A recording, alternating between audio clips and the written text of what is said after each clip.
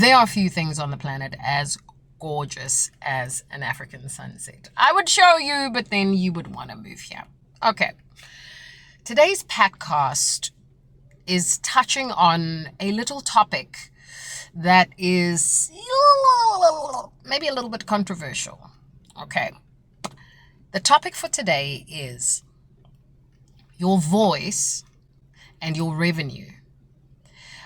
I offered a workshop about this. I offer these workshops about vocal architecture and how it impacts on what you are building in your business. What do I mean by that? I mean that human beings are brilliant. They are built to be able to pick up at the nano level what your vocal signature is communicating.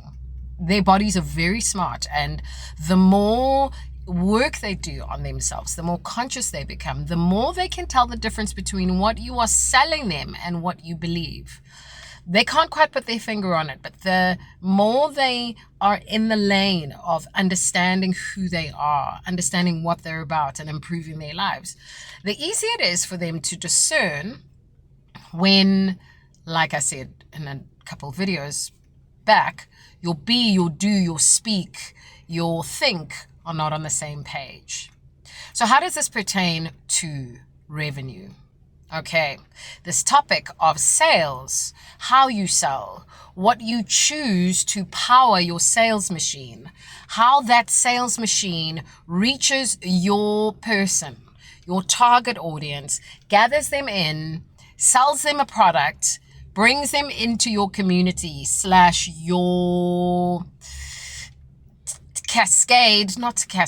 your sales ladder, whatever it might be, so that they can buy one product and then buy another one and then buy another one and then buy another one and then buy another one. And ultimately, at the end of the day, you get to make great sales. Okay, what is the problem with that story? What's the glitch in this matrix?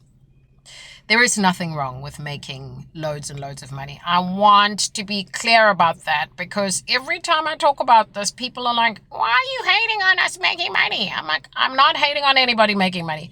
My point is this, that your vocal architecture will give away whether or not your selling is extractive, i.e., you are making sales because your goal to make 7 figures is bigger than your goal to serve your community, to serve the people that you really maybe care for and you want them to thrive. I'm not saying that you don't. I'm saying that human beings are wired. We are wired.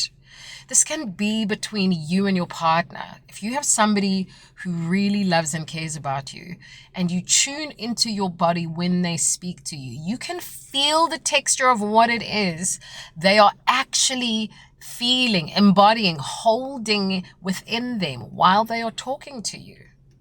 The same is true of sales. And here's the thing. This is my thought for the day.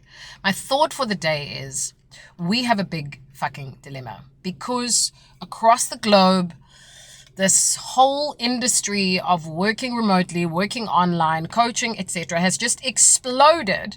And the goal of making money online is making money online, not actually serving humans and improving their lives. Okay?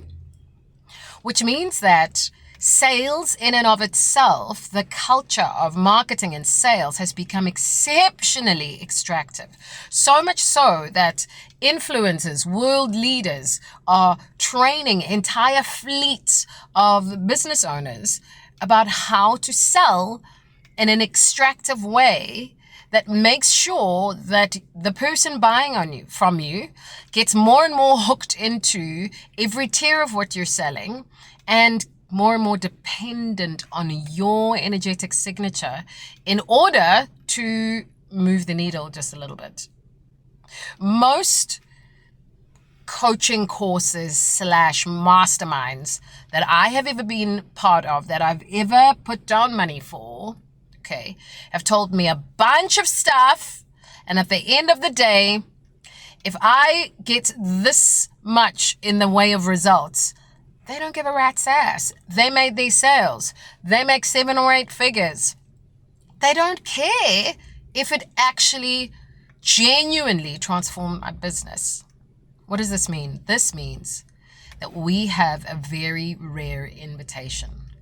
While the masses are flocking onto the ground in extractive, desperate, lack consciousness, harvesting energy to get and take more and more of as much as they can, okay, from their fellow man, we who are wholehearted and heart-centered have a big, I'm going to say, opportunity on our hands. We have a task before us to rebuild, to really rework, rebuild the entire systemic structure that this extractive energy runs from. That the backbone of it, we need systems architects, we need souls that understand how to redesign very intensely complicated architectures so that human beings come to us, when they come to do work with us, when they come for their healing work, or when they come for whatever it is that you do that's supporting them, something inside them is powered up. They leave more powerful and less dependent on us, okay? And ultimately, they leave with the capacity to multiply the seed that you have put inside of them, that I have put inside of them. Which means that for the season that they are journeying with you, okay, it isn't just about what they can get and how much they can extract from humanity once they go out and maybe start their own business.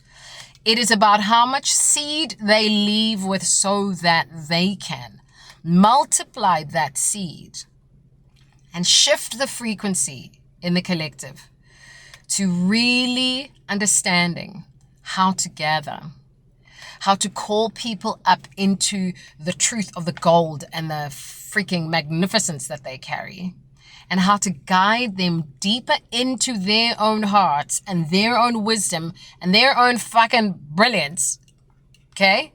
So much that this person must multiply that experience over and over and over again. This thing gets me out of bed every day.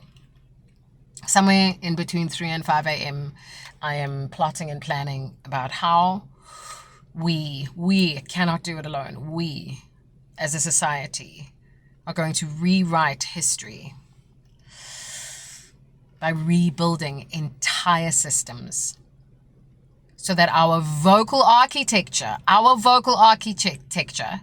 calls to people in an empowering, in a beautiful, incredibly aligning, exciting, igniting way, and not in an extractive form, where my bottom line is more important than another human soul.